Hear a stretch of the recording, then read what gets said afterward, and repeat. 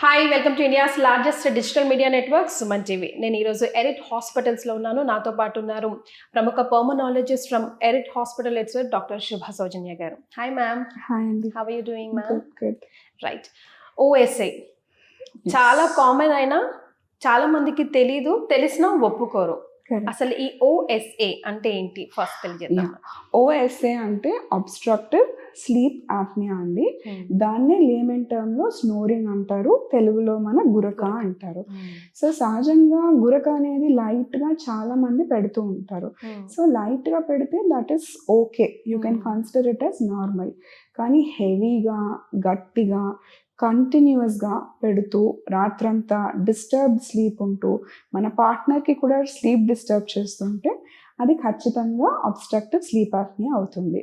So abstraction అంటే ఏంటి, మనకి వెళ్ళే ప్యాసేజ్లో ఏదైనా అబ్స్ట్రక్షన్ ఉండటము. సో అది that is generally upper airway obstruction అనమాట. అండ్ స్లీప్ అంటే ఏంటి, మన నిద్రలో జరగటము. ఆప్నియా అంటే ఏంటి అని అంటే మన గాలి లోపలికి వెళ్ళటం ఆగిపోవటం అనమాట. Cessation of breathing for more than 10 seconds is called apnoea. So ఇది మొత్తం పుట్ టుగెదర్ ఏంటి అని అంటే రాత్రి నిద్రలో ఉన్నప్పుడు మనకి మోర్ దెన్ 10 seconds ఆప్నియా అనే ఎపిసోడ్ అవుతే అది ఎందుకు అవుతుంది అని అంటే మన అప్పర్ ఎయిర్వేస్ అబ్స్ట్రక్షన్ అవ్వటం వల్ల. సో సహజంగా ఈ అప్పర్ ఎయిర్వేస్ అనేవి ఎవరికి అబ్స్ట్రక్ట్ అవుతాయి? సో జనరల్గా మనం ఇటువంటి కండిషన్ ఒబీస్ పీపుల్లో చూస్తాం.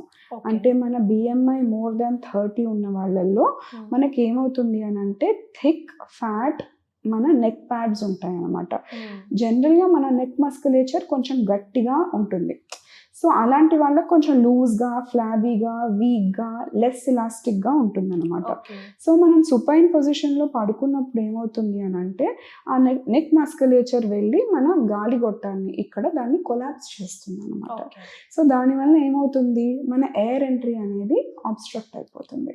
సో దానివల్ల మనం ఒక ఎయిర్ హంగర్తో ఒక రకమైన సౌండ్ చేసి దాన్ని మనం కొంచెం బలవంతంగా ఓపెన్ చేస్తాం. That sound is called snoring. Okay.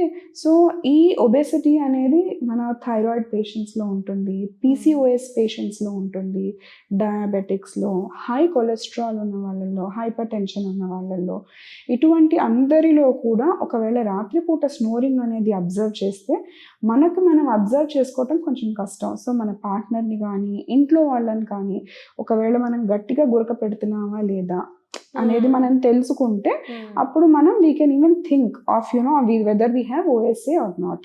ఎందుకంటే చాలా మంది డినైల్ లో ఉంటారు, స్నోరింగే కదా ఏముంది, this is not a big deal. Correct, వాళ్ళు దే గివ్ రీజన్స్ అన్నమాట. And this is obesity related snoring అండి. కొంతమందికి ఈఎన్టీ ప్రాబ్లమ్స్ అంటే ఎస్పెషలీ మన నోస్ లోపల వంకరగా ఉన్నా, లేకపోతే ఇక్కడ అడినాయిడ్స్ అని 2 గ్రంథులు ఉంటాయి అనమాట, అవి వాచి ఉన్నా, లోపల మన టాన్సిల్స్ వాచి ఉన్నా, టంగ్ ఫర్ కొంతమందికి కొంచెం లావుగా ఉంటుంది, లేకపోతే మన జా లైన్ కొంతమందికి వెనక్కి ముందరికి ఉంటుంది. అటువంటి వాళ్ళకి అనటామికల్ రీజన్స్ వల్ల అబ్స్ట్రక్షన్ అనేది ఏర్పడుతుంది, even though they are not obese. అలాంటి వాళ్ళకు కూడా ఓఎస్ఏ ఉండే అవకాశాలు చాలా ఎక్కువగా ఉంటాయి. సో ఎలాంటి పేషెంట్స్ రిస్క్ ఫ్యాక్టర్ ఎక్కువగా అనుభవిస్తారు మ్యామ్? ఇప్పుడు కరెక్ట్, డిఫరెంట్ రీజన్స్ చెప్పారు కదా, అందులో ఎక్కువగా ఎలాంటి పేషెంట్స్ ని మనం సీరియస్ గా తీసుకోవాలి? ఇవన్నీ సీరియస్ గానే తీసుకోవాలండి. ఓకే, జాల్ అండ్ డిఫరెంట్ బై డిఫాల్ట్ ఉన్నా కూడా. ఎందుకంటే air is itself not going inside కదా. So this whole mechanism why it is important అనేది నేను చెప్తాను. సో జనరల్గా మనం ఆక్సిజన్ అనేది లోపలికి తీసుకుంటాము, కార్బన్ డైఆక్సైడ్ అనేది బయటికి విడిచిపెడతాము. సో ఈ హోల్ ప్రాసెస్లో నువ్వు లాంగ్ టర్మ్లో ఈ OSA if it is not treated, oxygen అనేది వైటల్ ఆర్గన్స్ కి తక్కువ వెళ్తుంది. అంటే మన బ్రెయిన్ కి, లంగ్స్ కి, కిడ్నీస్ కి. అండ్ అలానే కార్బన్ డైఆక్సైడ్ అనేది లోపల ఎక్కువ జమ అయిపోతుంది అనమాట. It will not come out because of the obstruction. So ఈ కార్బన్ డైఆక్సైడ్ అక్యూములేషన్ అనేది మనకి ఫ్యూచర్లో ఎటువంటి సిమ్టమ్స్కి వస్తుందంటే పగలపూట మత్తుగా ఉండటము, పేపర్ చూస్తూ చూస్తూ నిద్ర రావటము, టీవీ చూస్తూ చూస్తూ మగత రావటము, డ్రైవింగ్ చూస్తూ ఇట్లా కళ్ళు మూసినట్టు అవ్వటము, పొద్దునంతా లో ఎనర్జీ లెవెల్స్ ఉండటము, లో మూడ్ ఉండటము, హెడేక్స్ ఉండటము, అండ్ రాత్రిపూట కూడా మనకు ఒక రకమైన చోకింగ్ ఎపిసోడ్. నాకు కొరబోయి నేను ఎక్కువ సార్లు లేస్తున్నాను రాత్రిపూట, నాకు దాహం ఎక్కువ వేస్తుంది, నా గొంతంతా డ్రై అయిపోతుంది, నోరంతా ఎగటారిపోతుంది, ఇటువంటి సిమ్టమ్స్ అన్ని ఓఎస్ఏ సిమ్టమ్స్ అని మనం చెప్తాం. ఇటువంటి సిమ్టమ్స్ ఏమున్నా కూడా it is not just snoring, all these day time sleepiness, choking episodes, ఇటువంటివి ఏమున్నా సరే మనం ఖచ్చితంగా ఓఎస్ఏకి ఇవాల్యుయేట్ చేసుకోవాలి. రైట్. ఒకవేళ చేసుకోకుండా నెగ్లెక్ట్ చేస్తే ఏమవుతుంది ma'am? Because I know one person, మీరు చెప్తుంటే నాకు ఆ సిమ్టమ్స్ అన్ని వాళ్ళలో కనిపిస్తున్నాయి. లిటరల్ గా లేచే కూర్చుంటారు ఆ గుడక సౌండ్కి, కానీ he doesn't know that he's really waking up and setting down and snoring అని చెప్పేసి కూడా అట్లనే కూర్చొని పడుకుంటారు. హెల్ లాట్ ఆఫ్ సౌండ్ అసలు. Correct.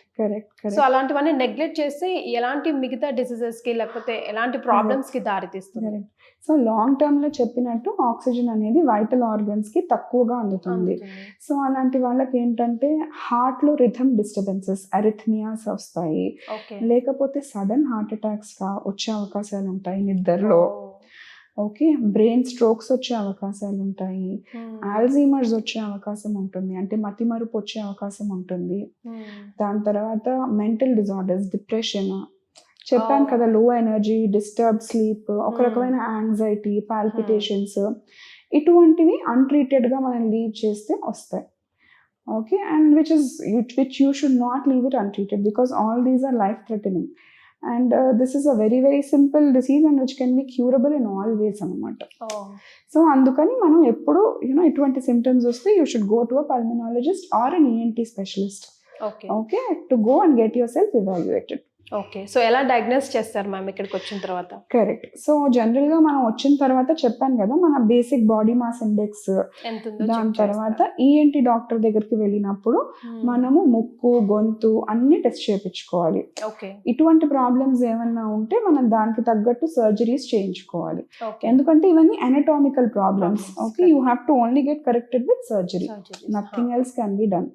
But once you have to diagnose OSA, మనం పాలిసోమ్నోగ్రఫీ అంటే స్లీప్ టెస్ట్ అనేది కంపల్సరీ చేయించుకోవాలి. స్లీప్ టెస్ట్ అనేది మళ్ళీ హాస్పిటల్లోనూ చేస్తారు, ఇంట్లో కూడా చేస్తారు. కానీ సహజంగా ఇంట్లోనే ప్రిఫర్ చేస్తాం మేము, ఎందుకంటే that is where you sleep comfortably, it is your own place కదా. సో అందుకని you can be at peace. So దీంట్లో ఏంటి అని అంటే ఒక స్లీప్ టెక్నీషియన్ మీ ఇంటికి వచ్చి మీకు ఈసీజీ, ఈఈజీ, ఈఎంజీ అంటే మీ మజిల్ ఎలా ఉంటుంది, మీ హార్ట్ ఎలా రియాక్ట్ అవుతుంది నిద్రలో, మీ బ్రెయిన్ ఎట్లా రియాక్ట్ అవుతుంది, దాని తర్వాత మీకు ఆక్సిజన్ సాచురేషన్ మీ నిద్రలో ఎంత తక్కువకి డ్రాప్ అవుతుంది, ఇటువంటివన్నీ చూసిన తర్వాత మనకి ఒక AHI అనే టూల్ ఉంటుంది అనమాట, ఆప్నియా హైపోప్నియా ఇండెక్స్ అని.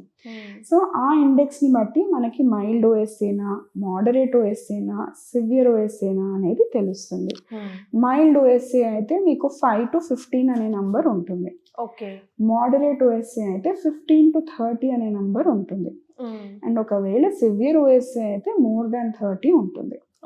సో ఇట్లా మనం పాలిసోమ్నోగ్రఫీ టెస్ట్తో స్లీప్ టెక్నీషియన్ మాకు ఆ సాఫ్ట్వేర్ నుంచి ఆ AHI ఎంత ఉందో ఆ గ్రాఫ్స్ అన్ని పంపిస్తాడు. దాన్ని బట్టి మేము ఎవాల్యుయేట్ చేసి ఫర్దర్ ట్రీట్మెంట్ ఆప్షన్స్ చెప్తాము. Right. So mild, moderate and severe. So ఎలాంటి ట్రీట్మెంట్స్ ఉంటాయి మ్యామ్ 3 స్టేజెస్ వాళ్ళకి? కరెక్ట్. సో మైల్డ్ కేసెస్ వాళ్ళకి ఫస్ట్ మనం ఒకవేళ పేషెంట్ ఒబీస్ అయితే వెయిట్ రెడ్యూస్ అవ్వమని చెప్తాం. సో లైఫ్ స్టైల్ మోడిఫికేషన్స్ చేసుకోమని చెప్తాం, ఫిజికల్ ఎక్సర్సైజ్ చేసుకోమని చెప్తాము.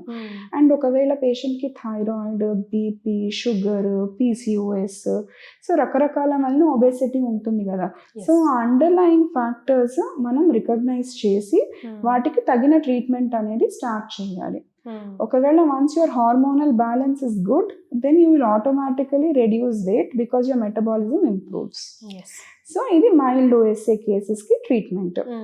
మోడరేట్ ఓఎస్ఏ కేసెస్కి treatment is again weight reduction and ఈ థైరాయిడ్, బీపీ, షుగర్, PCOS లాంటి ట్రీట్మెంట్. అండ్ మన ENT డాక్టర్ దగ్గరికి వెళ్ళి మనకి ఏమైనా ENT ఇష్యూస్ ఉంటే రూల్ అవుట్ చేసుకొని టాన్సిల్స్ తీసేయటము, అడినాయిడ్స్ తీసేయటము, లేకపోతే మనకి నేజల్ సెప్టమ్ డీవియేటెడ్, లోపల ముక్కు వంకరగా ఉంటే దాన్ని కరెక్షన్ చేసుకోవటం లాంటివి చేయొచ్చు. Yeah. In the severe cases? And in severe cases, again, all of the above you should do. Okay. And along with that, the mainstay of treatment is CPAP. Okay. C stands for continuous, P stands for positive, A stands for airway, and P stands for pressure. So continuous positive airway pressure. This is a small machine, oka tube untundannamata, which connects with a face mask. So, okay, so what this machine does is forceful గా మనం atmospheric air ని లోపలికి పంపిస్తుంది. Okay. So ఏదైతే మన night గాలి గొట్టాలు collapse అయ్యి ఉంటాయో, సో అవి మనకి ఈ మాస్క్ పెట్టుకుంటే they are always open and you can sleep peacefully. Initially కొంచెం అడాప్ట్ అవ్వడానికి లిటిల్ డిఫికల్టీ ఉంటుంది, కానీ ఒక్కసారి పెట్టుకుంటే your next day is going to be superb. You will remain fresh all throughout the day. You will not have low energy. And you will feel good about, the whole day anamata once you start using CPAP. And it is a very simple device. It's an electronic device. Okay. It's a very small thing. It's a mobile thing. You can carry it anywhere, wherever you want to. I've seen patients in railway trains kuda andi using CPAP and sleeping peacefully. Yes. So idi manam cheskunte continuous ga we will be in safe hands. And along with that, weight reduction and all that. ఒక వయసు వచ్చిన తర్వాత weight reduction అనేది కొద్దిగా కష్టం అవుతుంది. So అలాంటి వాళ్ళకి వీసే you can use CPAP life long also. Right. అంటే ఇప్పుడు మన వీడియో చూస్తున్న వాళ్ళు లైక్ ఏముంది మా పెద్ద వాళ్ళందరూ గురక కట్టేవారు, అట్లానే నాకు వచ్చింది, దానికోసం పెద్ద భయపడక్కర్లేదు అని మళ్ళీ కొట్టివేస్తారు మేడం. అలాంటి వాళ్ళకి మనం ఇచ్చే వార్నింగ్ బెల్ లాంటి ఇన్ఫర్మేషన్ ఏంటి? వార్నింగ్ బెల్ అంటే నేను చెప్పిన సిమ్టమ్స్ అన్నీ మనకి 60s, 70s diabetes, hyper tension మీద పెద్దగా ఎవరికి అవగాహన లేదు. కానీ ఇవాళ ఒక 30-year-oldకి కూడా షుగర్, బీపీ అనేవి వచ్చేస్తున్నాయి. కరెక్ట్. సో ఇప్పుడు నేను చెప్పిన ఇన్ఫర్మేషన్ కనుక మీరు నెగ్లెక్ట్ చేస్తే మనకి ఫ్యూచర్లో at the age of 50s and 60s only and 40s only you will see sudden cardiac deaths. Okay, so it should not be neglected. Which is happening nowadays also. Yes, already. Which is happening. And మన ముందర generation వాళ్ళ food habits were different, వాళ్ళ exercise habits were different. Complete lifestyle. Yeah, the atmosphere, the pollution, everything was totally different. There's nothing you can compare with the previous generation to this generation right now.